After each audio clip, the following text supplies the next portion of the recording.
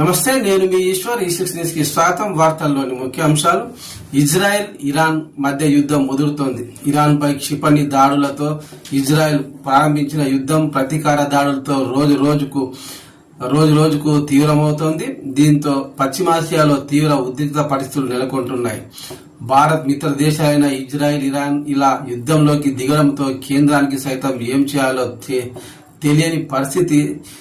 దీంతో దౌత్య మార్గాల్లో చర్చల ద్వారా సమస్యను పరిష్కరించుకోవాలని ఇరు దేశాల్ని కోరింది.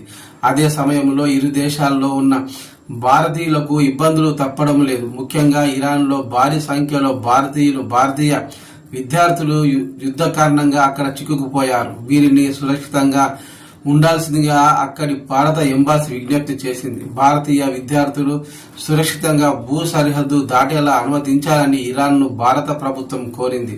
దీనికి ఇరాన్ కూడా సానుకూలంగా స్పందించింది. ఇప్పటికే ఇజ్రాయెల్ దాడులతో ఇరాన్ తమ గగనతలాన్ని మూసివేసింది. దీంతో భారతీయ విద్యార్థుల్ని గగనతల మార్గంలో స్వదేశానికి తీసుకురావడం కష్టంగా మారింది. ఈ నేపథ్యంలో భూ సరిహద్దుల్ని తెరిచి వారిని క్షేమంగా తమ దేశం దాటేలా చూడాలని భారత్ కోరుతోంది. దీనికి కూడా అంగీకరించడంతో ఇవాటి నుంచి సరిహద్దుల గుండా భారతీయ విద్యార్థుల్ని ఎలాంటి ఆంక్షలు లేకుండా బయటికి అనుమతించబోతున్నారు. ఇరాన్ భారత్ కు చెందిన 1500 మందికి పైగా విద్యార్థులు ఇరాన్ లో ఉన్నారు.